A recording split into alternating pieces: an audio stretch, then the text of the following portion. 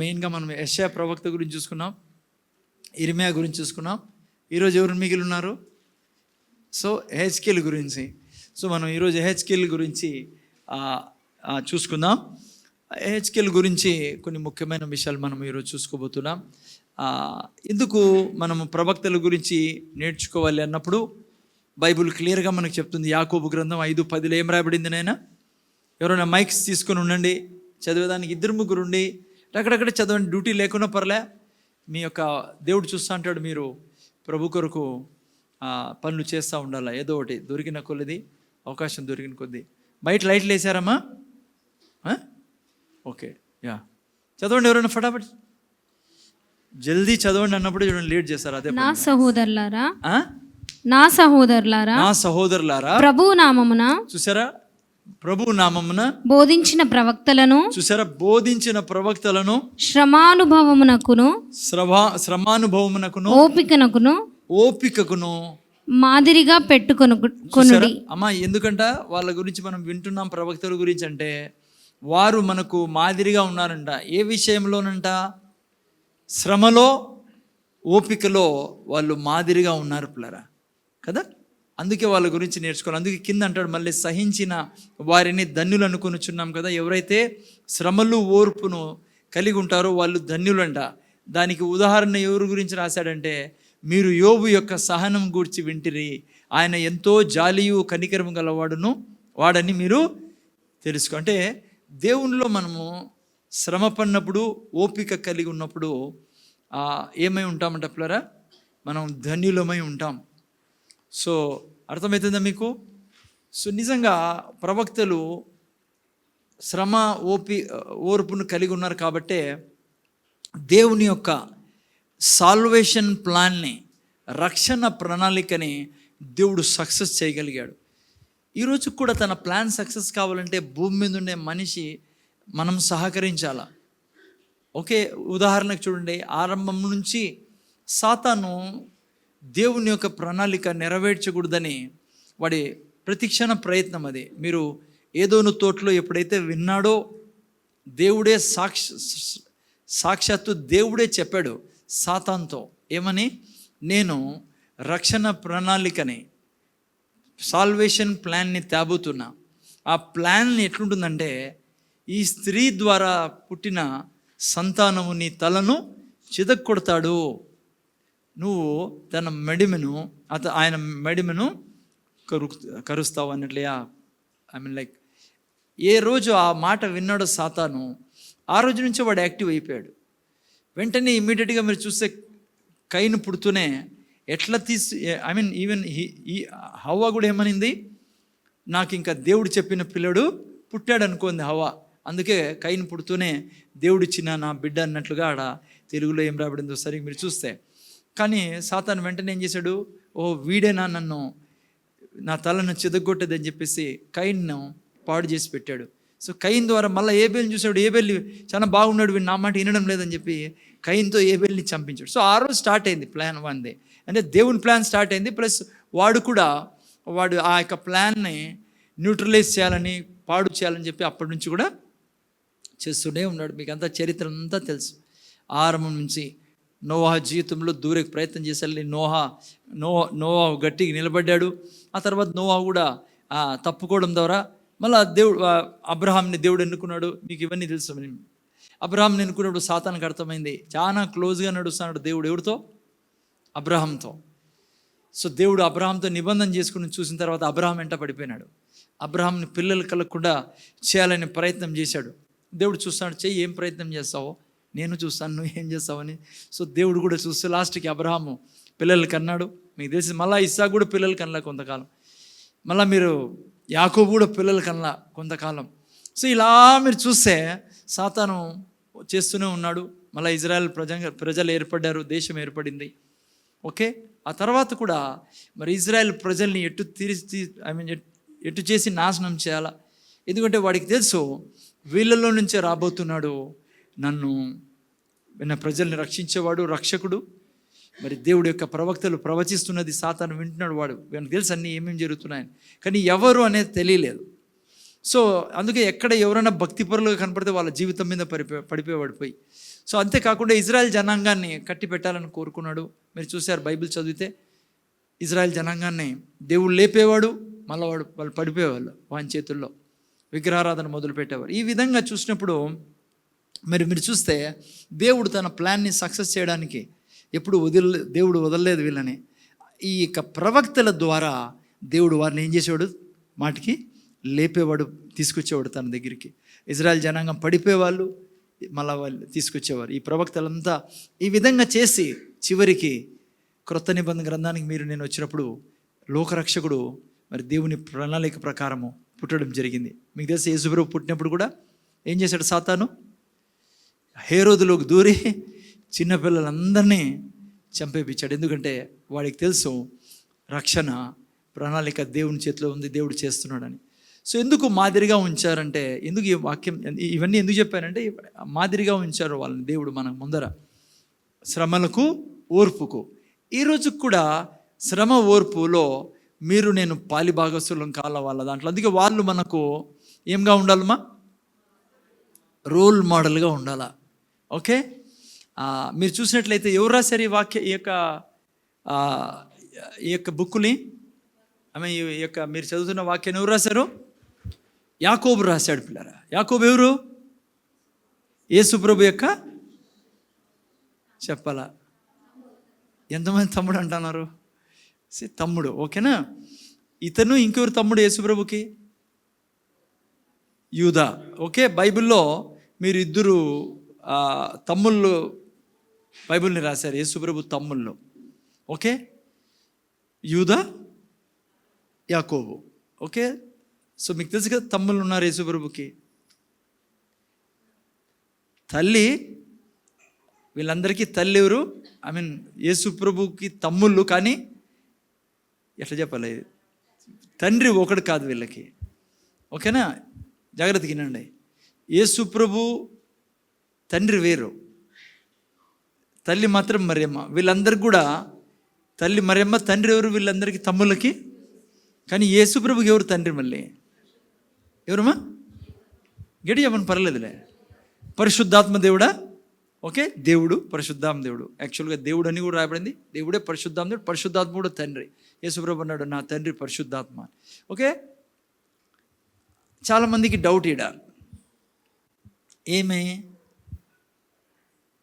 స్త్రీ పురుషులకు పుట్టాలా? ఓకే, యోసేపు మరియమ్మలకి వీళ్ళంతా పుట్టారు. యోసేపు లేకుండా ఏమంటావు శివ, మరియమ్మకి ఎట్లా పుట్టాడు కొడుకు?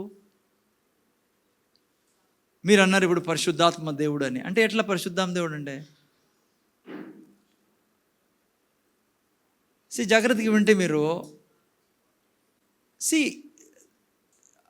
మొదటి మనిషి పుట్టినప్పుడు, ఆదాం పుట్టినప్పుడు స్త్రీ ఉన్నిందా? స్త్రీ మళ్ళీ పుట్టించాడు, దేవుడు తీసుకొచ్చాడు కదా. అంటే దేవుడు త్యాగలుడు, స్త్రీ లేకుండా కూడా దేవుడు పుట్టించగలడు. ఎందుకంటే ఆదాం పుట్టినప్పుడు స్త్రీ లేదు. దేవుడు ఆదాముని తన నోటితో, తన స్పిరిట్ని నోటితో సృష్టించాడు, దేహాన్ని చేతులతో సృష్టించాడు, మన్నుతో సృష్టించి ఆ ఆత్మని తనలో కుదిరితను మాట్లాడాడు. ఏమన్నాడు దేవుడు? మన స్వరూపంలో మన పోలిక చొప్పున నరుని చేయుదుము. ఆ వాక్యాన్ని ఆయన దాంట్లో ఊదినప్పుడు, చెప్పినప్పుడు ఆత్మ దాంట్లో ప్రవేశించి శరీరంగా, మట్టిని శరీరంగా చేశాడు దేవుడు, ప్రాణం పోసుకొని జీవాత్మ ఆయన. అలా చేయగలడు దేవుడు. కానీ యేసుప్రభుని అలా చేయలే. ఎందుకు చేయలే దేవుడు? ఎందుకు చేయలేదంటే అప్పటికి స్త్రీ ఉంది కాబట్టి. ఎందుకంటే ఆదాము అవ్వల్ని సృష్టించిన తర్వాత దేవుడు ఏమన్నాడు? వాళ్ళిద్దరికీ చెప్పాడు, మీరు పిల్లలు పుట్టించాలా అని. అందుకే ఇప్పుడు దేవుడు ఆదాముని పుట్టించినట్లే యేసుప్రభుని పుట్టించలేడు. ఎట్లా పుట్టించాలా? స్త్రీ ద్వారానే పుట్టించాలా. ఓకే, సో స్త్రీ ద్వారా పుట్టించాలన్నప్పుడు పురుషుడు ఉండాలి కదా. మరి పురుషుడు లేడే ఆదాం మరియమ్మతో. మీరంతా ఏమన్నారు? దేవుడే తండ్రి అన్నాడు. ఎవరైనా సరే పరిశుద్ధాత్మ దేవుడు, పరిశుద్ధాత్మ అనండి, ఏం ప్రాబ్లం లేదు, దేవుడు అన్నా ప్రాబ్లం లేదు. నేనంట ఎట్లా పుడతాడు? మరియమ్మకి యేసుప్రభు ఎట్లా పుట్టాడు అంటే మీరు అర్థం చేసుకోవాలని నేను క్వశ్చన్ పెడతాను ఆయన. అంటే వాళ్ళిద్దరి మధ్య పరిశుద్ధాత్మ దేవుడు స్త్రీ మధ్య ఏం జరిగింది? ఎట్లా పుడతారు?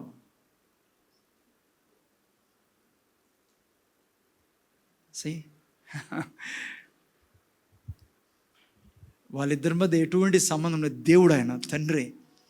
కానీ మీకు తెలుసాలా? ఎందుకంటే నువ్వు ఎట్లా పుట్టినావో నీకు అర్థం కాదు, ఇది అర్థం కాకుంటే. ఎట్లా పుట్టాడు యేసు ప్రభు? ఏనండి చెప్తా ఎట్లా పుట్టాడో. మరియమ్మ ఏమనింది? నీ మాట చెప్పున. ఈనాడు చాలా సీరియస్ టాపిక్ నేను చెప్తాను ఇది ఇప్పుడు. మరియమ్మ ఏమనింది? నీ మాట చెప్పున నాకు జరుగును గాక అనింది. అంటే ఎప్పుడైతే ఆయన వాక్యాన్ని, ఆయన మాటను, ఆయన వాగ్దానాన్ని ఆమె అంగీకరించిందో ఆ మాట తన శరీరంలో ప్రవేశించి బిడ్డగా మారింది. ఈనల ఎప్పుడైతే తను అనిందో నీ మాట చెప్పున నాకు జరుగును గాక అని, ఆ వాక్యాన్ని తను అంగీకరించడం ద్వారా ఆ వాక్యాన్ని ఏం చేశాడు పరిశుద్ధాత్మ దేవుడు? ఈజీగా చెప్తా ఆత్మగా మార్చాడు. ఇంకా ఈజీగా చెప్పాలంటే ఎవరుగా మార్చాడు? యేసు ప్రభుగా మార్చాడు. యేసు ప్రభు ఎవరునే ఉన్నాడు? ఆత్మ ఉండేది. దీనికి శరీరం ఎవరు ఇచ్చారు? మరియమ్మ ఇచ్చింది. ఎవరు ఇస్తారు శరీరం? ఇప్పుడు కూడా తల్లి ఇస్తుంది. ఓకే, ఎప్పుడైతే తను అనిందో అప్పుడు ఏమైంది? గర్భంలో బిడ్డ ప్రవేశించింది. యేసు ప్రభు ప్రవేశించాడు. లేదంటే ఆత్మ ప్రవేశించింది. ఎవరు ఆత్మ? యేసు ప్రభు ఆత్మ. ఆ తర్వాత ఈనాలు మీరు ఆ ఆత్మకు శరీరము 9 నెలలో మరియమ్మ ఇచ్చింది. ఇది ఎంత ఇంపార్టెంట్ తెలుసా నీకు? ఇప్పుడు ఇంకో ప్రశ్న అడుగుతాను నీకు నేను. నువ్వు ఎవరో యేసుప్రభుని రక్షకుడుగా అంగీకరించారు. ఇక్కడ యేసుప్రభుని సొంత రక్షకుడుగా అంగీకరించారు. నేనంట నువ్వు ఎప్పుడు పుట్టావు? ఇది కూడా బైబిల్ ప్రకారము మీ అమ్మ నాన్న నుంచి వచ్చిన ఆత్మ కాదు నీలో ఉండేది. నువ్వెవరు? నూతన సృష్టివి కదా. నువ్వు ఎలా లోపలికి జన్మించావు కొత్తగా? నేను చెప్తున్నా ఎట్లా జన్మించావో. నువ్వు ఏ రోజు అదే నోటితో మరియమ్మలాగా అన్నావో, ఏమన్నావు? నీ మాట చెప్పున, లేదంటే నీ వాక్యం చెప్పున, చెప్పాలి మీరు, నీ వాక్యం చెప్పున నాకు జరుగునుగాక అన్నావు.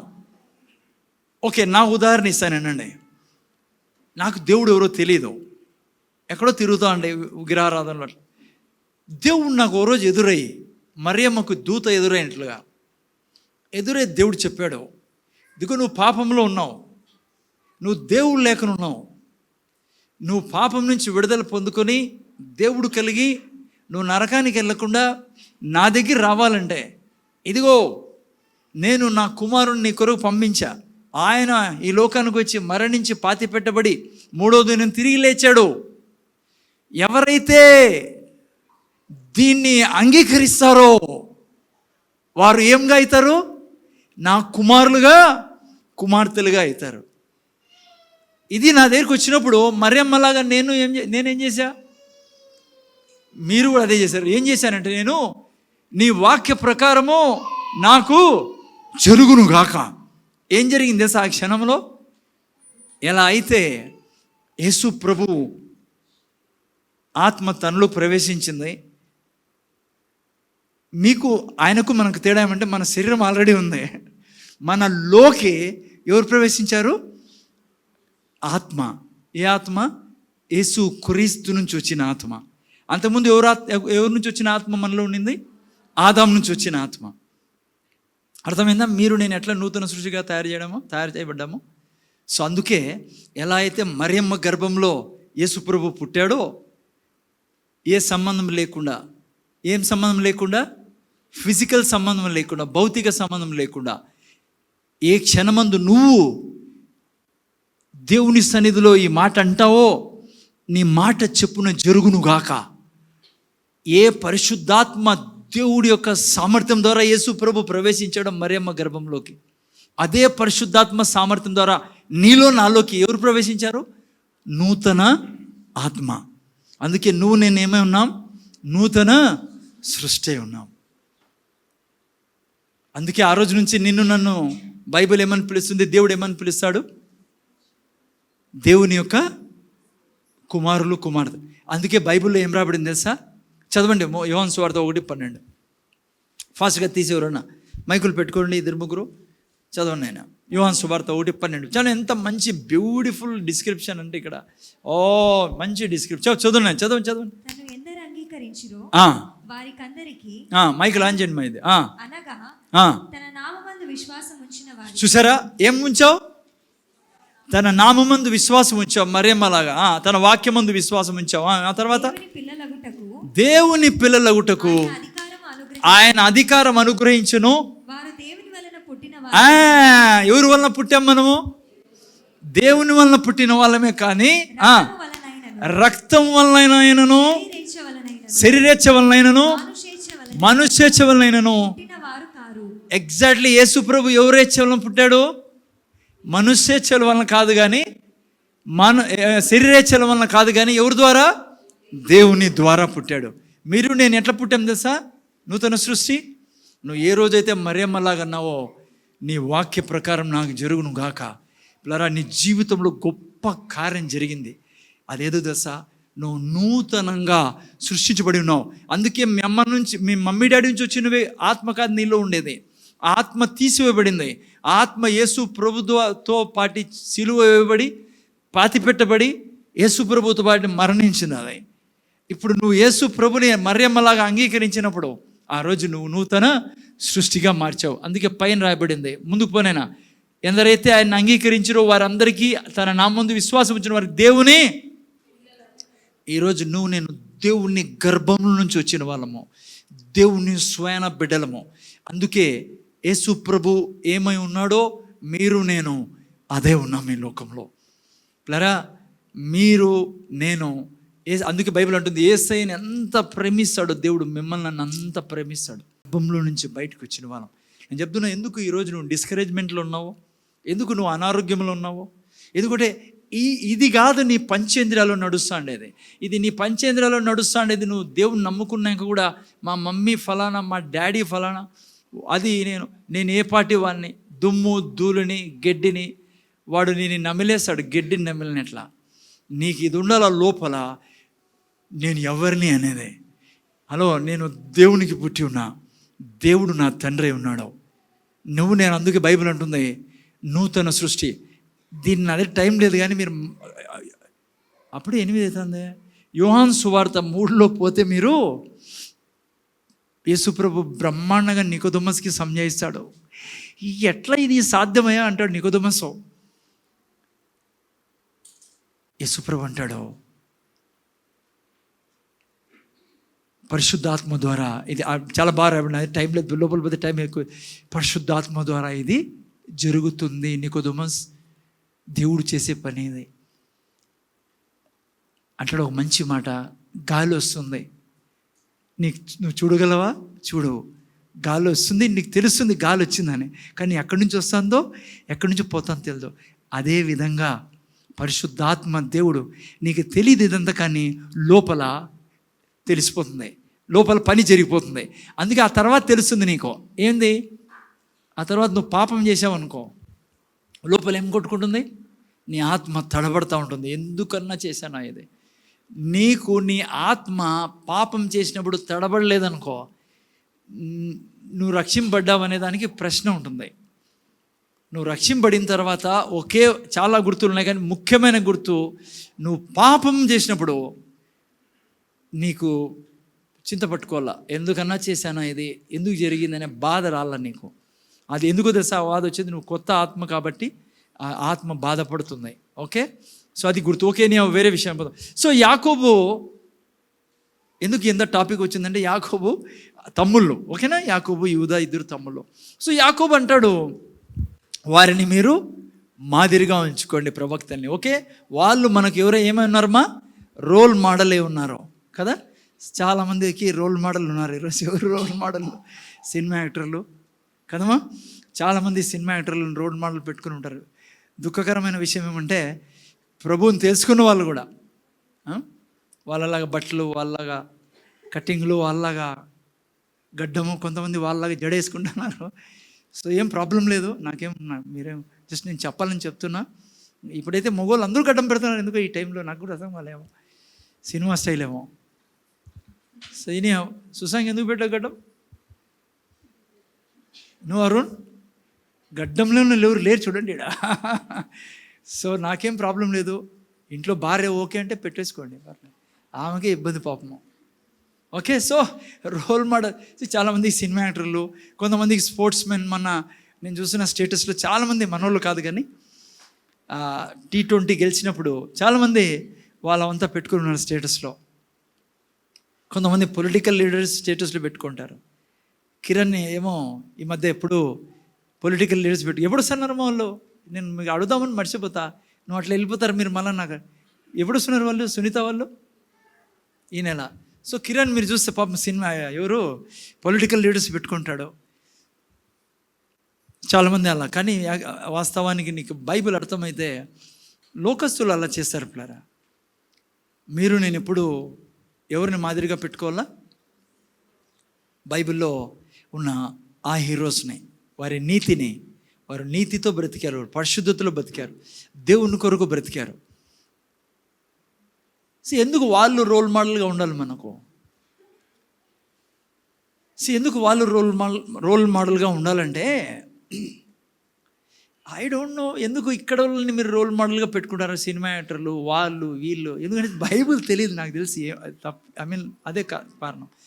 మీకు తెలుసా విషయం పిల్లరా, అసలు బైబిల్ ఏమంటుంది తెలుసా? మీనా పౌరస్థితి ఎక్కడుంది చదివారు ఎప్పుడన్నా? ఫిలిప్పీయులకు రాసిన పత్రిక 3వ అధ్యాయం 13 నుంచి మీరు చదివితే అక్కడ ఏం రాయబడిందంటే, ఏం రాయబడింది చదవండి. 3:20 చదవండి, ఎవరైనా చదవండి, గట్టి చదవండి, చదవండి. మన పౌరస్థితి పరలోకమందున్నది. ఏంటి దానికి అర్థం? ఏంటమ్మా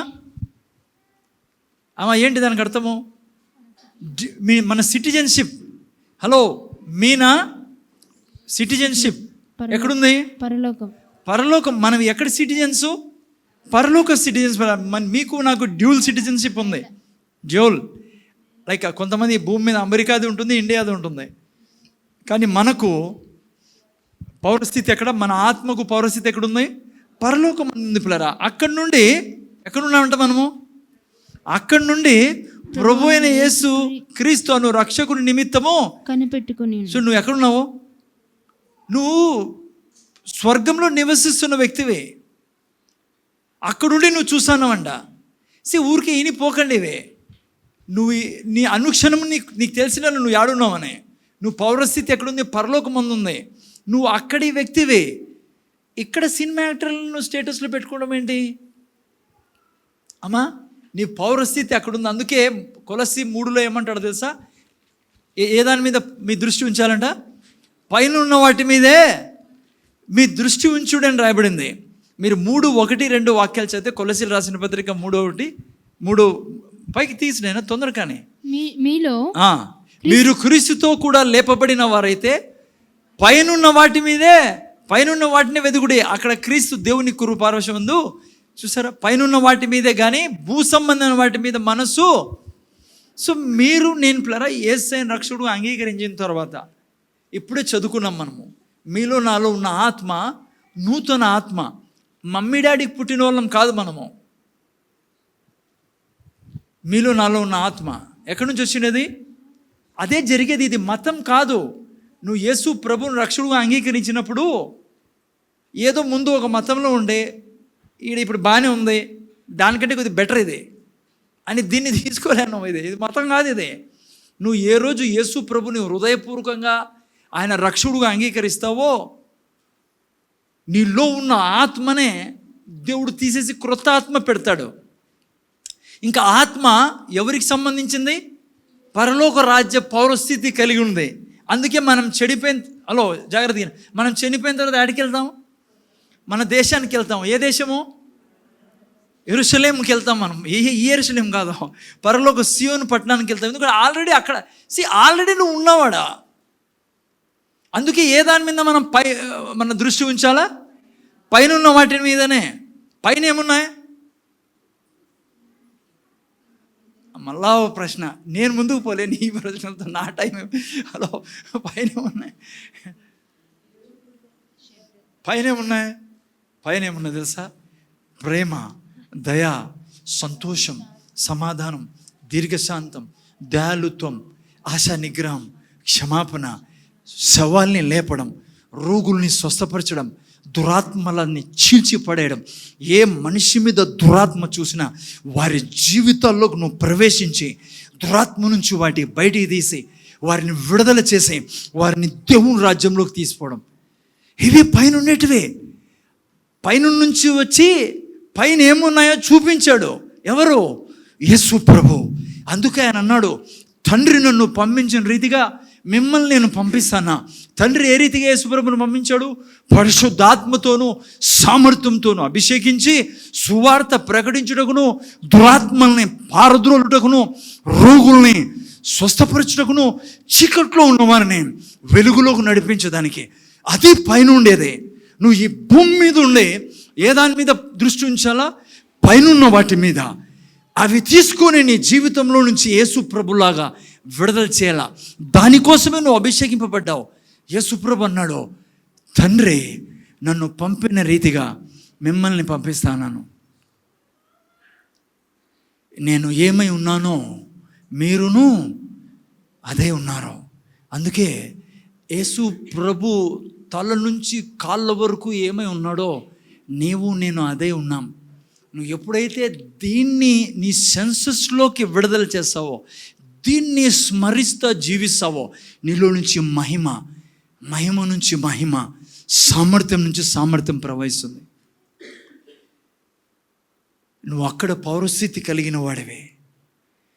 అక్కడ వాటిని ఇక్కడ తీసుకొచ్చేదానికి ఇక్కడ నేను దేవుడు పెట్టాడు. అది నీ యొక్క జీవితపు లక్ష్యం ఈ సృష్టిలో, ఈ భూమి మీద.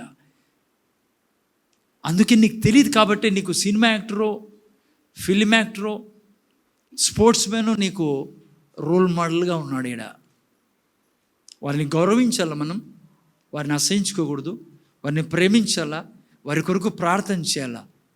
చెడ్డేం కాదు. నీకు తెలుసా, నువ్వు ఎవరైనా సినిమా యాక్టర్ ఎవరైనా పెట్టుకుంటాను అంటే నువ్వు చాలా అసలు ఏబిసిడీ కూడా తెలియవని నీకు అర్థం. You don't know even ABCDs. How I mean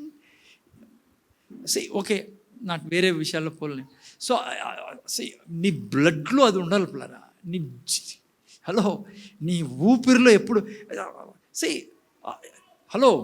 అందుకే నువ్వు నడుస్తాన్న ఏదో డీలా డింగు మంగు మాదిరి నడచకూడదు భూమి మీద.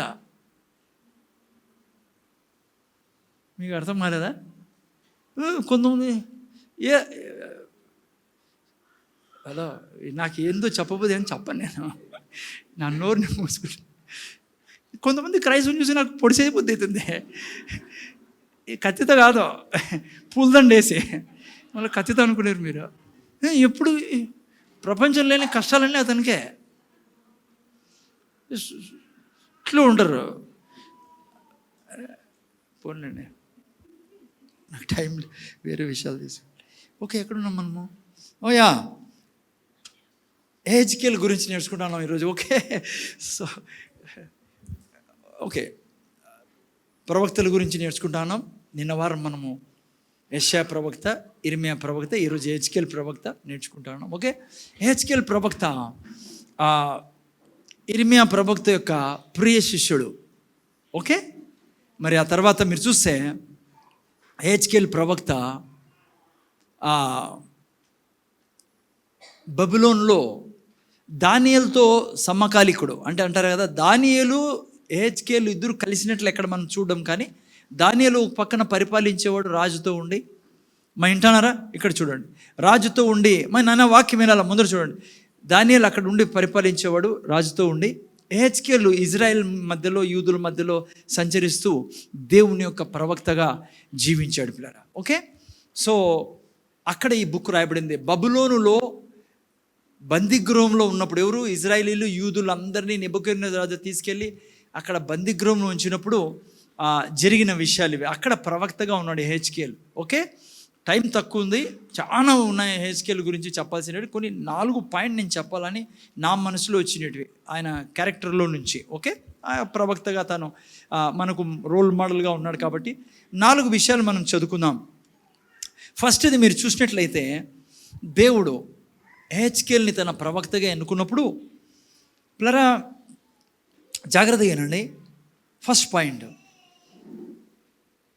దేవుడు వీళ్ళను ప్రవక్తలుగా ఎన్నుకున్నప్పుడు దేవుడు ఎప్పుడు కూడా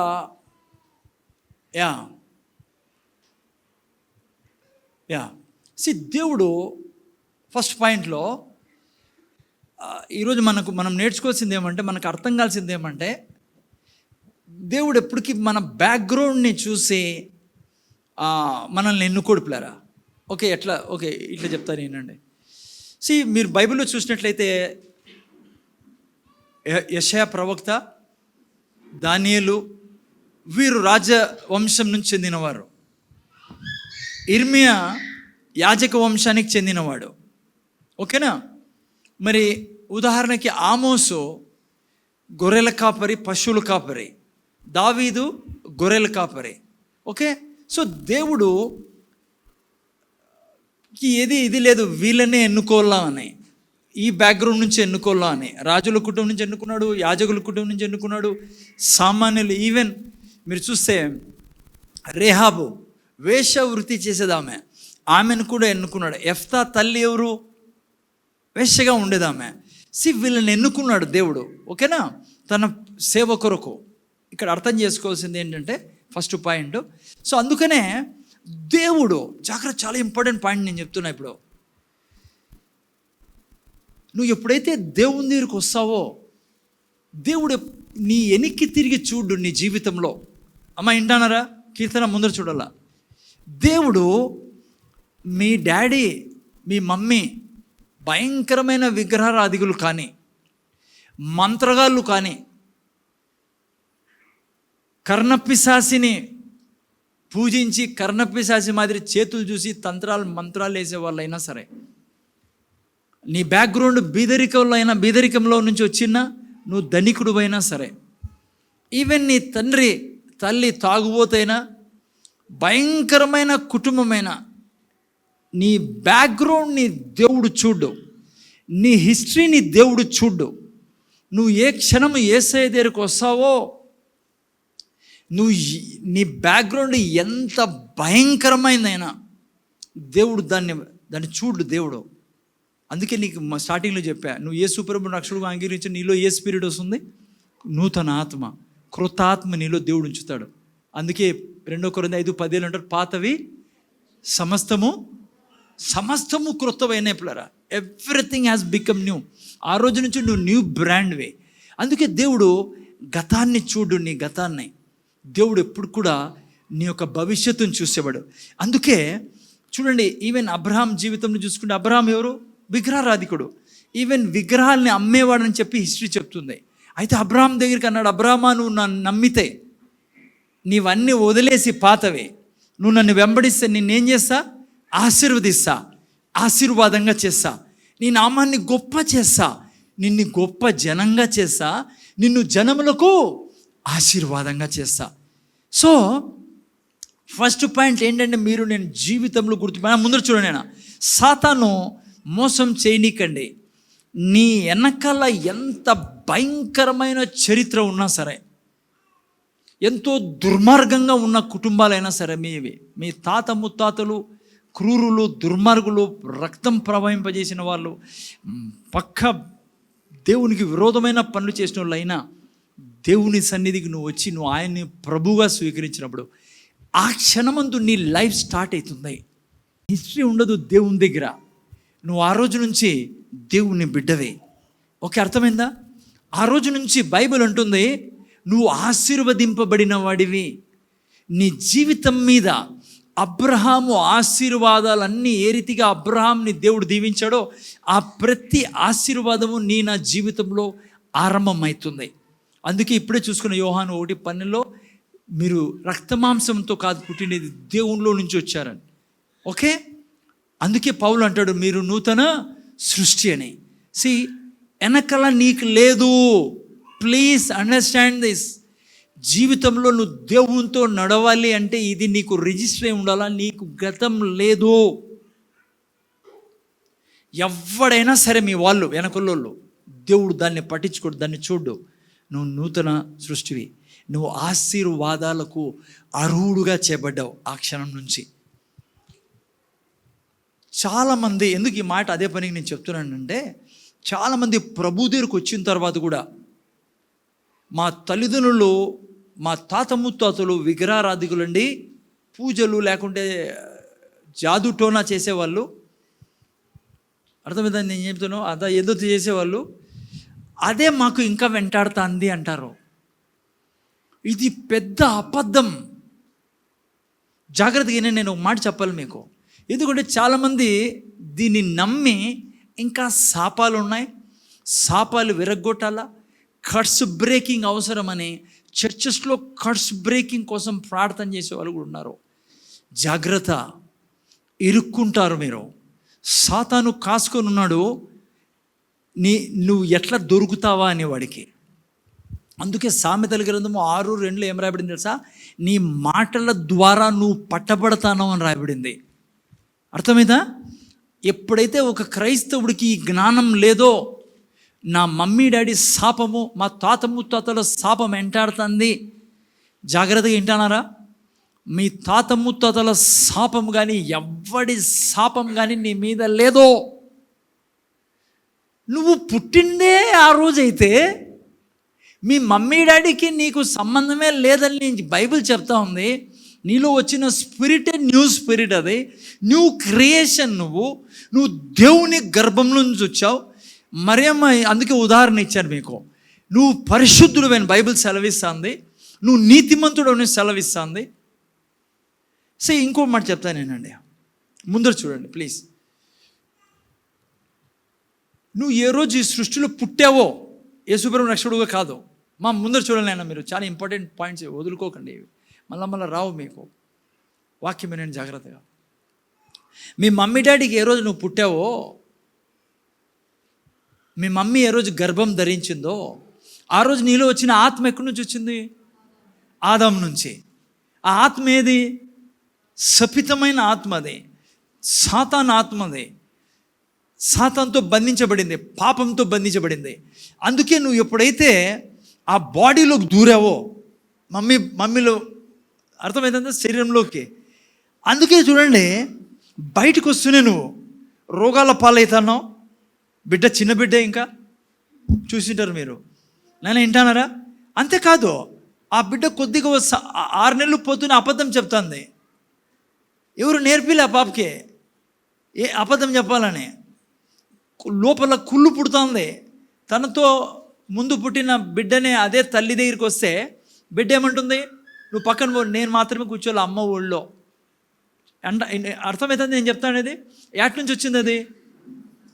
ఆ ఆత్మలో నుంచి మనసులోనికి, ఆ మనసులో నుంచి శరీరంలోనికి. ఇంతవరకు అర్థమైందా? ఇప్పుడు వినండి. ఇప్పుడు నువ్వు యేసు ప్రభువుని రక్షకుడుగా అంగీకరించినప్పుడు ఏ ఆత్మ నీలో ప్రవేశించింది? క్రొత్త ఆత్మ ప్రవేశించింది. కానీ మనస్సు, శరీరము పాతవే. అందుకే దేవుడు మనకు వాక్యం, మనం ఈ ఆత్మలో ఏముంది? ఇప్పుడు జీవం ఉంది, ఆరోగ్యం ఉంది, ప్రతి దీవెన ఉంది. దీన్ని ఎక్కడికి పుష్ చేయాలా? మనసులోనికి, శరీరంలోనికి. ఇది మన బాధ్యత. అదే క్రైస్తవ జీవితం అంటే. అందుకే ఇవన్నీ చెప్పే ఇంతకుముందు. అందుకే నీలో ఉండాలా, నేను పైనుంచి వచ్చిన వాడిని. నీ మనసుకు చెప్పాలా, షటప్, నేను పైనుంచి వచ్చిండేదే, నాకు రోగం లేదు. ఈవెన్ నువ్వు అనారోగ్యంలో ఉన్నా, మీరు ఈవెన్ నువ్వు అనారోగ్యంలో ఉన్నా, నీ బాడీలో డాక్టర్ రిపోర్ట్ ఇచ్చినా, నీకు తెలిసి నువ్వు న్యూ క్రియేషన్వే. నీ స్పిరిట్లో డెత్ లేదు, నీ స్పిరిట్లో రోగం లేదు, నీ స్పిరిట్లో మరణం లేదు. నీ మనసుకు సంజాయించాలా. ఈవెన్ నీ మనసు అంటాంది కడుపులో నొప్పి, కాళ్ళలో నొప్పి, తల్లో నొప్పి, ఎలర్జీ, నీకు రోగం ఉంది, రిపోర్ట్ నీ ఆత్మ దాంతో మాట్లాడాలా. అందుకే నోరిచ్చిన దేవుడు. అదే ఆదివారం వింటాన్నాం మనము. నువ్వేం చెప్తావు? నో, ఈవెన్ నువ్వు శరీరంలో పీడింపబడతాన్నా నీ నోట్లో రావాల్సింది ఏం తెలుసా? నాలో జీవం ఉండేది. నువ్వు ఎప్పుడైతే పలుకుతావో నీ ఆత్మలో ఉన్న జీవం ఎక్కడ ట్రాన్స్ఫర్ అవుతుంది? మనస్సులోనికి, శరీరంలోనికి. నువ్వు చెప్పాలా సరే, నేను దైవిక స్వస్థత కలిగిన వాడిని. అందుకే దేవుడు నేను స్వస్థపరచాడు యేసుప్రభువుని రక్షకుడిగా అంగీకరించిన తర్వాత. ఎందుకు చెప్పండి? సో ఓకే, కన్ఫ్యూజ్ కాదండి. దేవుడు మంచోడు. ఎందుకంటే నువ్వు స్వస్థత పర్వతానివే, నువ్వు స్వస్థతవే, నువ్వు దైవత్వానివే, నువ్వు దైవత్వంలో పాలిభాగస్తుడైనావు. నీకు జీవమునకు భక్తికి కావాల్సినవన్నీ ఇచ్చేసి ఉన్నాడు దేవుడు. 2 పేతురు 1:3. నువ్వు దైవత్వంలో పాలిభాగస్తుడు. అందుకే నీ మైండ్ని, నీ బాడీని నువ్వు రూల్ చేయాలా, పరిపాలించాలి. అందుకే నువ్వు అనుక్షణము నీ శరీరంలో ఏముందో చూడాలి. నువ్వు నీ శరీరంలో ఏముంది? జీవం ఉంది. నీ శరీరం నుంచి నీ బాడీలోకి ట్రాన్స్ఫర్ చేయాలి, నీ ఆలోచనల ద్వారా, నీ నోటి ద్వారా. ఇది క్రైస్తవ, ఇది మతం కాదండి. ఓకే, ఈనండి యాడున్నాం మనం, యాడపోయింటిమి. ఓకే, కొద్దిసార్లు నేను అట్లా ఇట్లా వెళ్ళిపోతాడా. యా ఓకే, శాపం లేదు మీకు నాకు. There is no curse for us. మీ మమ్మీ డాడీ ఈవెన్ ఇప్పటికి శాపంలో ఉన్న వాళ్ళు యేసుప్రభువుని రక్షకుడు అంగీకరించలేదు. You are not in curse. కానీ సమస్య ఏమంటే, నేను చెప్తా ఎందుకు కర్సుని నమ్ముతారో క్రైస్తవులు చాలామంది. ఎందుకు చెప్పండి? చెప్తా నేనే. కష్టాలు, సమస్యలు, అనారోగ్యాలు, ఇబ్బందులు. వినండి. హలో అమ్మ, సిస్టర్ దేవరస్టర్ ముందర చూడాలి. మీరే నా యొక్క అదేమంటారు, ఎందుకు కర్సు ఉన్నాయంటున్నారు క్రైస్తవులు? ఎందుకంటే నువ్వు యేసుప్రభువుని రక్షకుడుగా అంగీకరించావు, కానీ వెనకలు ఎంటాడుతున్నాయా ఏంటివి? అది దురాత్మలో. వాటికి తెలుసు నువ్వు నూతన సృష్టి అని. అవి ప్రయత్నం చేస్తాయి నీకు ఇంకా బంధించడానికి. అంటే నువ్వు ఏమీ కాలే నీకే. ఎందుకంటే ఏళ్ళ నుంచి మీ బంధువులు వాళ్ళు ఎవరు? బంధువులు కాదనుకోండి, రోగాలు ఇవన్నీ, ఏ రోగమన్నా కానీ, బీపీ, షుగరు, థైరాయిడ్, గీరాడు కూడా ఉందా? హలో, ఇవన్నీ అవి పెట్టాయి నీకు శరీరంలో. అవి ఏం చేస్తాయంటే అవి ఏం చేస్తాయంటే నీవు రక్షణ పొందుకున్నావు, కానీ అవి ప్రయత్నం చేస్తాయి ఇంకా ఇబ్బంది పెట్టేదానికి. ఎందుకంటే వచ్చినది ఎందుకు? దయ్యం వచ్చిందెందుకు? సాతాను వచ్చిందెందుకు? దొంగతనమును, హత్య, వాడి జీవితమే అది. ఇక్కడే సమస్య వచ్చేది. ఈ యేసుప్రభువు రక్షకుడు అంగీకరించారు, సమస్యలు అయితే ఉన్నాయి ఇంకా, అవి ఉన్నాయి. అందుకే వీళ్ళు ఏం చేస్తారంటే, నేను రక్షకుడు అంగీకరించాను కానీ శాపాలు పోలేదనుకుంటారు వాళ్ళు. నువ్వు ఆత్మవే, శరీరం కాదు. నీ ఆత్మ కొత్తైనప్పుడు శాపం ఎటు నుంచి ఉంచుంది నీ మీదకి? ఎందుకు నువ్వు ఫీల్ అవుతున్నావు శాపాలు ఉన్నాయని, కష్టాలని? నీకు ఉండే కష్టాలు ఏం చేయాలి ఇప్పుడు? అందుకే నీ నోటి ద్వారా పట్టబడకూడదు. ఫస్ట్ నీ డిక్లరేషన్. అందుకే నోట్లో ఏముంది? మరణము, జీవం 2 ఉన్నాయి. ఓకేనా? సో నువ్వు నోటితో నిలబడతావు. ఏమంటావు? నేను ఆశీర్వదించబడిన వాడిని. ఫైట్ చేస్తావు డిమన్స్, ఈవిల్ స్పిరిట్స్తో.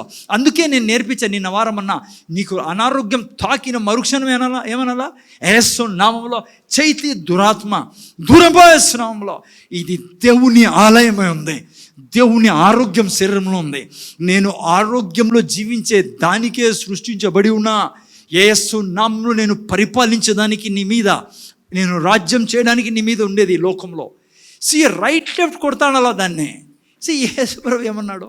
మీరు ఏం బంధిస్తే భూమి మీద, ఆకాశమందు నేను బంధిస్తా దాన్ని. సాతాన్ని ఏమన్నాడు దేవుడు? ఎదిరించమన్నాడు పిల్లరా. So this is like a fantastic life పిల్లరా. క్రైస్తవుడి జీవితము దైవత్వంతో నిండిన జీవితము. ఇది మతం కాదు. నువ్వు తెలుసుకోకుంటే వాడు నిన్ను పీడిస్తాడు, సపోటాకాయ మాదిరి పిండేస్తాడు నిన్నే. అందుకే బైబిల్ చర్చికి రమ్మనేది. అందుకే బైబిల్ అంటుంది, జ్ఞానం లేక ప్రజలతో క్రైస్తవులతో సమస్య ఏమంటే, రక్షణ పొందుకున్నాం ఇంకా అయిపోయా అనుకుంటున్నాను. నో. అప్పటి నుంచే స్కూల్ స్టార్ట్ అయ్యేది, నీకే చర్చి స్టార్ట్ అయ్యేది. నువ్వు పరిపక్వమైన క్రైస్తవుడు కావాలన్నా ఇటు అటు కొట్టుకొని పోకుండా గాలికి రాయబడింది బైబిల్లో 4:13 చదువుకొని ఎఫెసీ రాసిన. కొట్టుకొని పోకూడదంటే కులపీటి రాలా, కొంతమంది ఏమనుకుంటారంటే పుల్లేప కాదులేండి, మనం పోయి పాపం పాస్టర్కి సహాయం చేస్తాం. పాపం నాకు మీరేం సహాయం? నేను ఆల్రెడీ ఆడున్నా, నాకు తెలుసు నేను ఎవరో. నేను ఆయనలో ఆనందించడం, మీ చేతుల్లో నన్ను వేస్తే మీరు తింపేసి పిసేసి పీకేసి. చాలామంది పాస్టర్లు పారిపోతుంటారు సేవ విడిచిపెట్టి. ఎందుకంటే సార్ వాళ్ళు పాపం విశ్వాసం చేతిలో పెట్టింటారు, వాళ్ళు కాళ్ళు చేతులన్నీ. ఒకడు కాలు పీకుతాంటాడు, ఒకడు మెడ పీకుతాంటాడు. అందుకే మీ జోలికి రాను, నేను వేరే వాళ్ళ జోలిలో ఉంటా. హలో, నా పరిస్థితి వేరు అనుకోండి, ఓకే. కానీ తాపత్రయం ఉండదు, మీరు బాగా తెలుసుకోవాలని. ఓకే, సో ఫస్ట్ ఇదేంటి మనం నేర్చుకునేది? ఏ రోజు యేసయ్యను రక్షకుడుగా అంగీకరించావో, ఏది చూసి నిన్ను రక్షకుడుగా ఆయన నిన్ను తీసుకోలేదు, ఓకే, నువ్వు దేవుడిని తెలుసుకున్నాక నీ హిస్టరీ లేదు. సాతాన్ మాటకు వచ్చి మీ నాయన ఫలానా, మీ దిమ్ఖానా, మీ తాత అంతా బీదోళ్ళే, నువ్వు ఇంకంతా మీ వంశంలో ఎవడన్నా ఉన్నాడా సౌకారి అంటాడు వాడు. వానికి చెప్పాలని నా వంశం ఏదో నీకు తెలుసారా? హలో, నా వంశము దైవత్వంతో కూడిన వంశము. దేవుడు నా వంశానికి మాలిక్, ఆయన వంశం నేను కదా. ఆయన ద్రాక్షవల్లి, నువ్వెవరు? ఏమ్మా నువ్వు? నేను తీగలము. మీ డాడీ కాదు నీకు వంశావళి. బాధపడద్దని మళ్ళీ పేరు కొట్టేశారు సర్టిఫికెట్లో. ఆయన పెట్టండి, బతికున్నంత కాలం ఆయన ఉండిండి.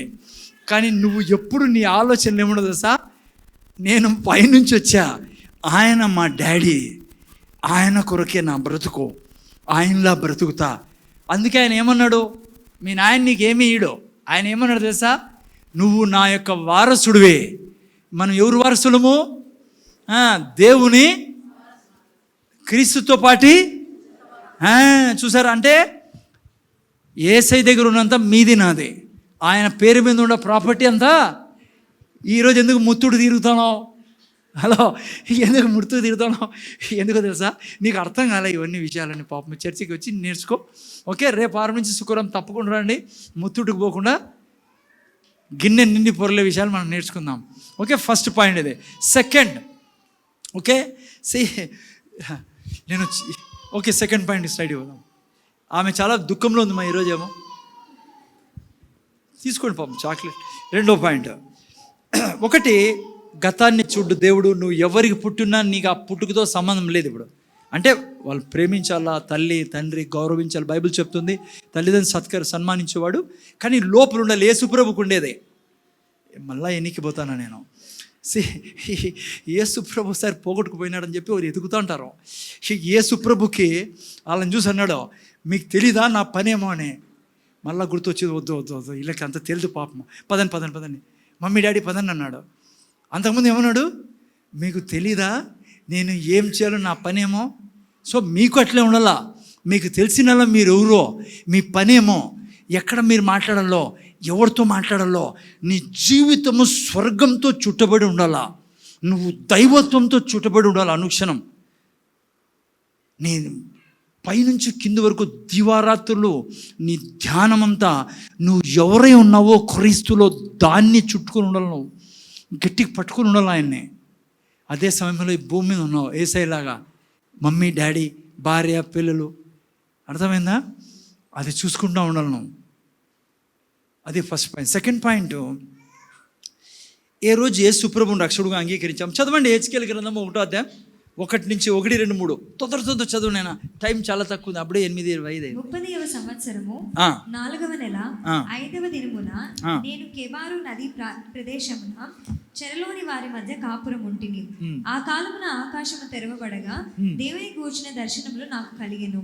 మెల్లికి చదువు. నేను 3వది, యెహోయాకీను చెరపట్టబడిన 5వ సంవత్సరము ఆ నెలలో 5వ దినమున కల్దీయుల దేశమందున్న కెబారు నది ప్రదేశమున యెహోవా వాక్కు బూజీ కుమారుడును యాజకుడు నగు యెహెజ్కేలునకు ప్రత్యక్షము కాగా. చాలు, ఓకే. మీరు ఇంటికి పోయి చదువుకోవచ్చు. హెచ్కేల్ బుక్ మంచి బుక్, చాలా బ్రహ్మాండంగా ఉంటుంది.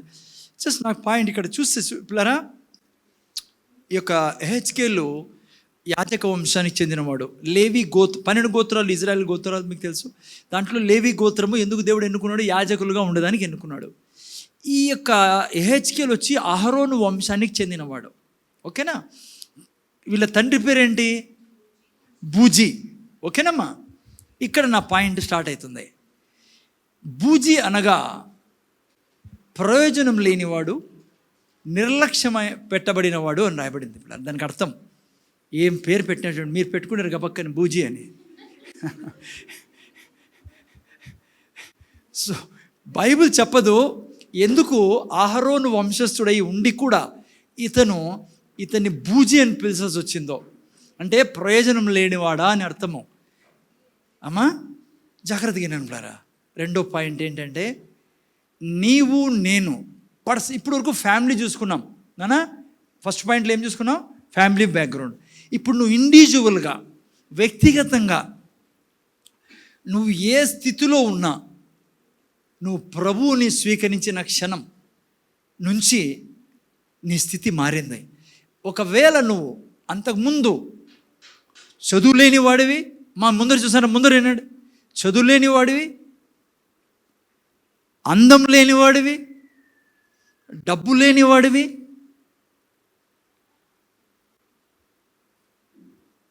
చదువు లేనివాడివి, అందం లేనివాడు, డబ్బు లేనివాడివి, నిర్లక్ష్య పెట్టబడిన వాడివి. నేను చూసినప్పుడు ప్రజలు నేను చూసి నవ్వుతూ ఉండొచ్చు. వీడికి అందము లేదు, వీడికి చదువు లేదు, వీడి సంపాదన లేదు, వీడి అసలు ఎందుకబ్బా అనిపిస్తూ ఉండొచ్చు, నీకు అనిపిస్తూ ఉండొచ్చు. సెకండ్ పాయింట్లో బూజీ అంటే ఆ యొక్క కుటుంబంలో నుంచి పుట్టాడిన హెచ్కేలు అంటే ప్రయోజనం లేని ఇంట్లో పుట్టినవాడు. కానీ దేవుణ్ణి ఎప్పుడైతే హెచ్కేలు నమ్ముకున్నాడో, దేవుణ్ణి ప్రభువుని ఎప్పుడైతే తన యొక్క దేవుడుగా ఎంచాడో, దేవుడు ఏం చేశాడో తెలుసా? ఆయనకి ప్రవక్తగా అభిషేకించాడు. పిల్లరా, నేను చెప్తున్నా నీకు ఏం చెప్పాలనుకున్నాను. సెకండ్ పాయింట్లో పర్సనల్గా కూడా నువ్వు ఈరోజు ఏ స్థితిలో ఉన్నా, ఈరోజు నువ్వు బహుశా తాగుబోతువే, బహుశా తిరిగిపోతువే, బహుశా నువ్వు అనుకుంటావు అసలు ఏంటి నా బ్రతుకేనా ఇది, నువ్వు ఇతరులను చూసినప్పుడు చాలా బాధ వేస్తూ ఉంటుంది నీకు. కానీ నీకు గుడ్ న్యూస్ చెప్పాలనుకుంటానా నేను. నువ్వు యేసయ్యను ప్రభువుగా స్వీకరించి ఆయనతో నీ ప్రయాణం ఆరంభిస్తే, బైబిల్లో ఏం రాబడింది తెలుసా? చదవండి ఎవరండి నాతో పాటి. మొదటి సమూయేలు గ్రంథము 2:8 ఒకటి చదవండి. కీర్తనలు 113:8 ఒకటి చదవండి. తొందర చదవండి, నేను చాలా విషయాలు ఉన్నాయి, ఫాస్ట్గా చదవండి ఎవరన్నా. చూడండి, నువ్వు ఒక డెస్టిట్యూట్, ప్రయోజనం లేని వాడివి, నిర్లక్ష్యం చేయబడిన వాడివి. ఒకవేళ భార్య ద్వారా నువ్వు నిర్లక్ష్యం చేయబడుతున్నావు, ఒకవేళ భర్త ద్వారా నువ్వు నిర్లక్ష్యం చేయబడుతున్నావు, బంధువులు నువ్వు వస్తాను అంటే పారిపోతూ ఉండొచ్చు. ఎందుకు వీడితో ఏం ప్రయోజనం లేదు, ప్రయోజనం లేనివాడు వీడితో బంధువు అని నేను అనిపించుకోడు కూడా అనిపించుకోడు. ఈవెన్ మీ పేరెంట్స్ అంటా ఉండొచ్చు, ప్రయోజనం లేదురా నువ్వు, ఎందుకన్నా పుట్టావు ఈ లోకంలో. అటువంటి దుస్థితిలో నువ్వు ఈరోజు ఉండొచ్చు. ఈరోజు ఉదయకాలం దేవుడు నా హృదయంలో పెట్టిన మాట నీకు చెప్పమని. ఏమో తెలుసా? నువ్వు ఆయనతో నడిస్తే, ఆయన్ని తండ్రిగా స్వీకరిస్తే, ఈ పుట్టిన రోజు నుంచి ఈ రోజు వరకు ఏ స్థితిలో ఉన్నా నీ స్థితిని మార్చేసి దేవుడు ఎట్లా మారుస్తాడు? చదువునైనా, దరిద్రులను అధికారులతో కూర్చుండబెట్టుటకును, మహిమగల సింహాసనమును స్వతంత్రింపజేయుటకును వారిని మంటిలో నుండి ఎత్తువాడు ఆయనే, లేమిగల వారిని పెంటకుప్పం మీద నుండి లేవనెత్తువాడు ఆయనే, భూమి యొక్క స్తంభములు యెహోవా. జాగ్రత్తగా 113:8 చదవండి ఎవరైనా. 113:8 కీర్తనలో.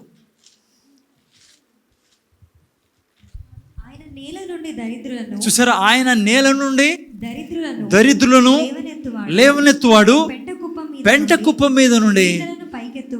ఈరోజు సెకండ్ ఏంటంటే, హెచ్కేల్ నుంచి మనం నేర్చుకునేది, వాళ్ళ ఫ్యామిలీని చూసి అనుకునే వాళ్ళు ఏం పేరు, ఆయన పేరు బూజీ. సో అందరూ ఎగతాళి చేసేవాళ్ళేమో. కానీ హెచ్కేల్ దేవుని దగ్గర, నాయా నా పరిస్థితి ఇది, కానీ నేను నిన్ను దేవుడుగా కొలుస్తానా, నువ్వు నా దేవుడు అన్నప్పుడు, ఇక్కడ అన్నట్లుగా ఆయన నేల నుండి దరిద్రులను లేవనెత్తేవాడు. పిల్లరా, ఈరోజు హెచ్కేల్ జీవితం నుంచి నువ్వు నేర్చుకొని పోల్సింది, నేను నేర్చుకొని పోల్సింది ఏమో తెలుసా? మనల్ని ఏ స్థితిలో ఉన్న ఆయన చేతిలో పడితే ఆయన లేవనెత్తి ఉన్నత స్థితికి ఎత్తేవాడు దేవుడు ఆయన. అర్థమైందంతా మీకు? సో అందుకే జాగ్రత్తగా నేను పిల్లరా, ఈ భూమి మీద మీరు నేను బ్రతికినంత కాలము ఒకటి గుర్తుపెట్టుకుని, ఒక ప్రిన్సిపల్ బైబిల్లో నుంచి, ఏ మనిషిని కించపరిచే ప్రయత్నం చేయొద్దండి. హలో, ముందర చూడండి, ఆయన ఏ మనిషిని, మీ కొలీగ్స్ కానీ, ఆఫీసులో పనిచేసేవాళ్ళు కానీ, బంధువులు కానీ, ఎక్కడైనా సరే వాళ్ళు ఏ స్థితిలో ఉన్నా వాళ్ళని కించపరచద్దండి, ప్రయోజనం లేని వారుగా ఎంచద్దండి. దేవునికి అసహ్యం వేస్తుంది. ఎందుకు చెప్తున్నాను తెలుసా? నీ ముందర వాళ్ళని హెచ్చించి నిన్ను తగ్గించే దేవుడు ఆయన. ఎందుకంటే బైబిల్లో ఒక ప్రిన్సిపల్ ఉంది, తను తాను హెచ్చించుకున్నవాడు తను తాను తగ్గించుకున్నవాడు. సో మీకు ఈ సంఘానికి ఒక మాట చెప్తే, ఎప్పుడు ఏ మనిషిని చూసినా నో, దేవుళ్ళ చూడాలి నువ్వు ఆ మనిషిని. ఎందుకంటే ప్రతి మనిషిని దేవుడు ఎట్లా సృష్టించాడు? తన స్వరూపంలో భూమి మీద ఎవరు. అందుకే ఎవరిని నిర్లక్ష్యం చేయద్దండి. బంధువులుగా ఎట్లా స్థితిలో ఉన్నా కూడా ప్రేమించండి, సహాయం చేయండి, నిర్లక్ష్యం చేయకండి. లేకుంటే మీ ఎదుటే దేవుడు వాళ్ళని హెచ్చిస్తాడు, మళ్ళీ ఆ రోజు నీకు అవమానం అవుతుంది. ఓకేనా? బైబిల్లో మీరు చూసినట్లయితే ఎవరైతే తృణీకరించబడి తీసివేయబడతాడో వాళ్ళని హెచ్చిస్తాడు. బైబిల్లో నుంచి చిన్న ఎగ్జాంపుల్ మీకు చెప్తాను. మీకు అందరికీ తెలిసిన ఎగ్జాంపుల్ చాలా అందంగా ఉంటుంది. ఏంటో తెలుసా? బైబిల్లో మీరు చూస్తే ఇజ్రాయెల్ దేశంలో గలీలయ ప్రాంతం ఉండేది. గలీలయ ప్రాంతం విన్నారా ఎప్పుడన్నా? నజరేతు అనే ప్రాంతం గురించి ఎప్పుడన్నా విన్నారా? ఎవరు పెరిగారు నజరేతులో? బైబిల్లో మీరు చూస్తే ఈ యొక్క ప్రాంతాలని ప్రజలు ఏమనేవారో తెలుసా? పనికిరాని స్థలాలు ఇవి, ప్రయోజనం లేని స్థలాలని. ఓకేనా? మీరు ఎగ్జాంపుల్కి సొలొమోను మందిరం కట్టేటప్పుడు మరి హారాం రాజుకి తో సహాయం తీసుకుంటూ ఉంటాడు సొలొమోను.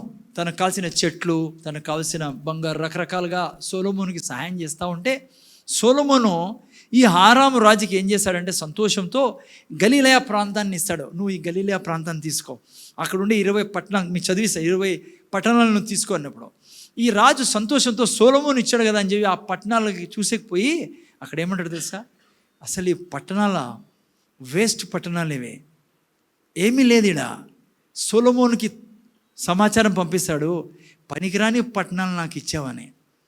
ఇది జరిగిన చరిత్రలో కదా. ఒకసారి చదవండి, మీకు ఎట్లయితే బాగానే ఉంటుంది. చదవండి మొదటి రాజుల గ్రంథం 9వ అధ్యాయం 11 నుంచి 13. దివ్య నువ్వు తీసిపెట్టు యెషయా గ్రంథం 9:1. ఇంకెవరన్నా హెప్సిబా మత్తయి సువార్త 4వ అధ్యాయం తీసిపెట్టాడు. ఫటాఫట్ చదివేదానికి చదువు. నీవు నాకు ఇచ్చిన ఈ పట్టణములో ఏ పాటి వనెను, నేటి వరకు వాటికి కాబుల్ అని పేరు. హీరాము 240 ఓకే పోలేండి, మీకు టైం లేదు. కాబూల్ అని పేరు పెట్టాడు దానికి. ఎవరు? హేరాం రాజు. కాబూల్ అంటే ఏమో తెలుసా అర్థము? నిష్ప్రయోజనం, వేస్ట్ స్థలాలు ఇవన్నీ. దేవుడు చెవులో పడింది పిల్లరా. ఇది నజరేతు వేస్ట్ పట్టణం.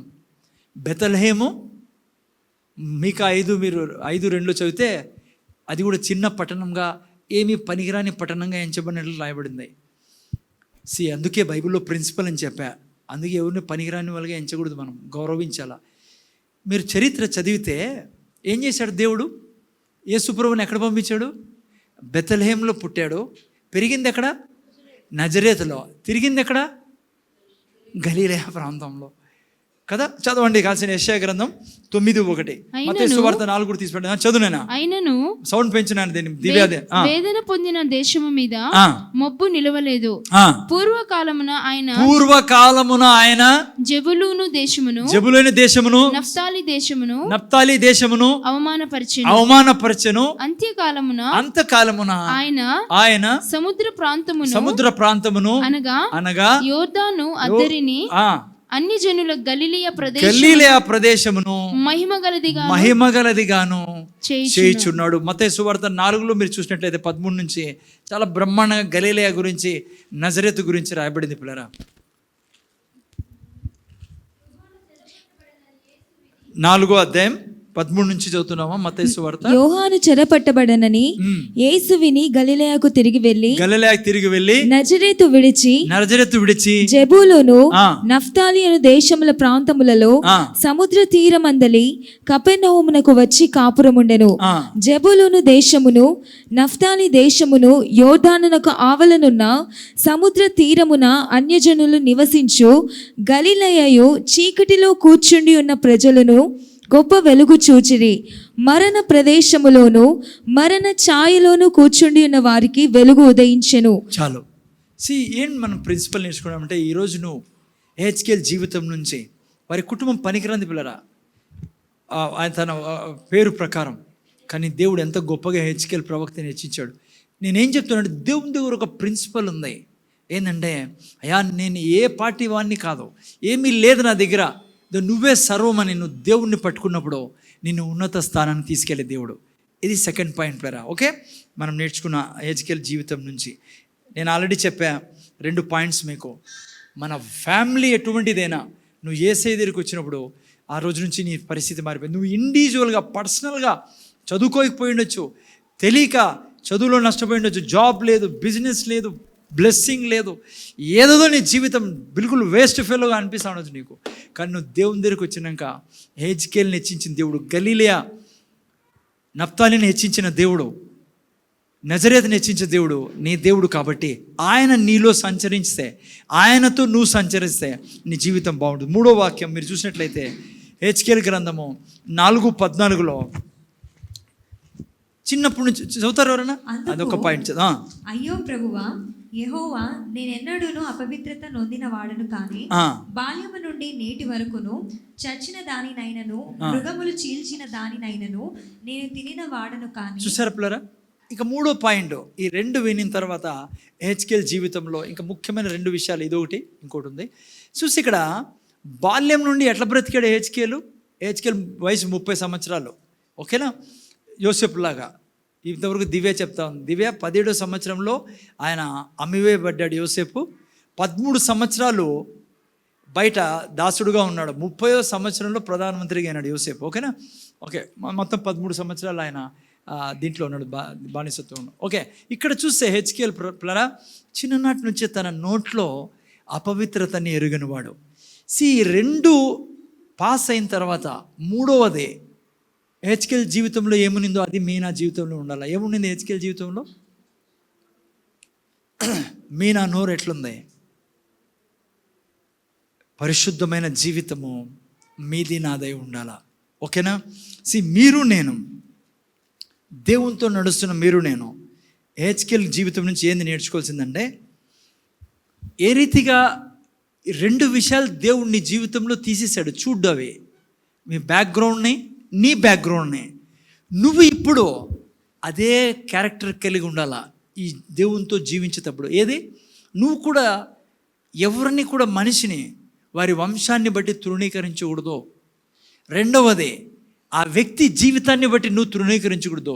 దేవుడు నిన్ను గౌరవించినట్లే నువ్వు 3వ క్యారెక్టర్ ఏంటంటే హెజ్కేల్కి ఉండేది, ఆయన కూడా ఇతరులని గౌరవించేవాడు. ఆ తర్వాత బైబిల్ చదివితే గర్వం మీలో నాలో ఉండకూడదు పిల్లరా. మీలో నాలో పరిశుద్ధ జీవితము కలిగి జీవించాలి. మీరు నేను ఎన్నుకోబడ్డాం, కింద నుంచి పైకెత్తే దేవుడి చేతుల్లో ఉన్నాం. గర్వము మనల్ని అణిచి పడేస్తుంది. ముందు చూడండి పేరా, సాతాన్ని ఎందుకు దేవుడు పాతాళంలో పడేశాడు? వ్యభిచారం చేశాడా? సాతాన్ ఏమైనా వ్యభిచారం చేశాడా? పోనీ ఎవరైనా దొంగతనం చేశాడా? ఏం చేశాడని సాతాన్ని దేవుడు నరకంలో పంపించాడు? చెప్పాలి ఎందుకు? గర్వం పిల్లరా. చూడు ఎంత భయంకరమైందో గర్వం. మీరు నేను గర్వాన్ని నా జీవితంలో ఎన్నడే కానీ రానికూడదు. మనము ఏమై ఉన్నామో ఈరోజు దేవుని కృప వలన అయి ఉన్నాం. ఒక మంచి క్రైస్తవుడుగా ఈ భూమి మీద బ్రతకాలి అంటే ఏదున్నా నీ దగ్గర అది దేవుని కృప వలనే నా దగ్గర ఉండేది. ఆయన ఇచ్చాడు. ఏదున్నా నువ్వు మంచోడివే, ఎదుటోడు చాలా చెడ్డోడు. మా ఈనాల మీరు ముందర చూడండి, నువ్వు చాలా మంచి వ్యక్తివే, ఎదుటోడు చెడ్డోడు. నువ్వు మంచోడు, వాడు చెడ్డోడు. కానీ నీ బ్రతుకు ఎట్లుండదు తెలుసా? ఆ వ్యక్తిని దూషించే వ్యక్తిగా, ఆ వ్యక్తిని తీసిపడేసే వ్యక్తిగా, ఆ వ్యక్తికి చెడు చేసే వ్యక్తిగా ఉండకూడదు. ఎందుకంట నువ్వు ఈ మంచి స్థితిలో ఉండడానికి కారణం ఎవరు? ఆయన కృప. నువ్వు వ్యభిచారివి కాదు, కానీ నువ్వు వ్యభిచారితో కలుస్తున్నావు. చూసావు నువ్వు వ్యభిచారిని, ఒక వ్యక్తిని చూసావు వ్యభిచారం చేస్తూ ఉంది. కానీ నీకేముండాల లోపల? గర్వం లేనివాడు ఏం చేస్తాడు తెలుసా? నేను ఈరోజు ఇలా ఉన్నాను అంటే ఆ పాపం చేయకుండా దానికి కారణం ఏంటి? దేవుని కృప. నువ్వేం చేయాలా? ఆ బిడ్డ మీద కూడా దేవుని కృప రావాలి. నీకు ఎన్ని టాలెంట్లు ఉన్నా, నువ్వు ఎంత ఎక్సలెంట్ పర్సన్ అయి ఉన్నా, ఇప్పుడు ప్రభులో ఉన్నావు కాబట్టి నువ్వు పైకి రాలేవు. ఎప్పటి వరకైతే నువ్వు దేవుని కృప వల్లనే ఇలా ఉన్నావు అనేది నీలో లేకుంటే. అందుకే చూడండి, యేసుప్రభు వ్యభిచారాల దగ్గర పోయి ఏమనేవాడు కాదు. అంటే ఏమనేవాడు? తప్పని చెప్పేవాడు, దూషించేవాడు కాదు, ద్వేషించేవాడు కాదు. ఎందుకు తెలుసా? యేసుప్రభు దగ్గర గర్వం ఉండేది కాదు. మీకు తెలుసా యోసేపు ఎందుకు ప్రధానమంత్రి అయినాడో? ఎందుకు ప్రధానమంత్రి అయినాడు? మీరు అనుకుంటారు మీకు తెలుదా సార్ ఇది కూడా అని. ఎందుకైనా చెప్పండి ఓ మాటలో. అమ్మా, యోసేపు ప్రధానమంత్రి ఏదైనా కారణము మీకు తెలుదా సార్? ఎంత టాలెంట్స్ ఉన్నాయి ఆయన దగ్గర, ఎంత బ్రహ్మాండమైన వాడు. పరిశుద్ధత వల్లనే ప్రధానమంత్రి అయినాడు. డానియేల్ దగ్గర అనేక టాలెంట్స్ ఉండొచ్చు, మహా మేధావి ఉండొచ్చు, అందుకు కాదు ప్రధానమంత్రి అయింది. దేవుని ఎదుట పరిశుద్ధమైన జీవితం జీవించాడు కాబట్టి. ప్లరా, మూడోది, హెచ్కేల్ ఎందుకు అంత గొప్పవాడు కాగలిగాడు? ఒక చిన్న కుటుంబం నుంచి బయటకు వచ్చినా కూడా తెలుసా అంటాడు, నా నోట్లో ఎప్పుడు కూడా అపరిశుద్ధమైంది లేదే. అందుకే నా నోరు, నా జీవితము పరిశుద్ధంగా ఉండాలి పిల్లరా. పరిశుద్ధంగా ఉన్నప్పుడే దేవుడు మిమ్మల్ని వాడుకుంటాడు. మీరు నిన్న దేవుడు మనల్ని ప్రేమిస్తాడు, ఎందుకంటే మనం దేవుని బిడ్డలం కాబట్టి. దేవుడు నిన్ను నాశనం చేసేవాడు కాదు ఆయన. దేవుడు ఏ చెడు చేయడు నీకే. దేవుడు చెడు ఎందుకు చేయాలా? నువ్వు సరిగ్గా లేకుండా నువ్వే చెడిపోతావు. ఆయన ఏం చెడు చేయాలా నీకు? కానీ నువ్వు పరిశుద్ధత లేకుంటే దేవుని ద్వారా వాడబడలేవు. సో అందుకే మూడోది, నా నోరు, నా ఆత్మ, మనసు అన్నీ పరిశుద్ధం పెట్టుకోవాలి. నాలుగోది, టైం తక్కువ ఉంది, హెచ్కేల్ జీవితాంతము దేవుని కొరకు చాలా శ్రమ అనుభవించిన వ్యక్తి పిల్లలు, దేవుని ప్లాన్ని నెరవేర్చడానికి. ఉదాహరణకి అట్లా మీకు సింపుల్గా చెప్తాను, మీకు టైం చాలా తక్కువ ఉంది కాబట్టి మీరు ఇంటికి పోయి చదువుకోవచ్చు. 4వ అధ్యాయం, హెచ్కేల్ 4వ అధ్యాయంలో. లాస్ట్ పాయింట్, హెచ్కేల్తో దేవుడు అంటాడు, హెచ్కేల్ నువ్వు పని చేయి. ఎవరో దేవుడు హెచ్కేల్తో వచ్చి కలిసి అంటాడు, 4వ అధ్యాయంలో ఉన్నాయి, చదువుకోండి ఇంటికి వెళ్ళి. నువ్వు 390 దినాలు, ముందర చూడండిమ్మా, 390 దినాలు కుడి పక్కనే పనుకోవాలా, కుడి పక్క తిరిగి. ఎట్లా పనుకోవాలా? కుడి పక్కనే రైట్ టర్న్ చేసే పడుకోవాలా.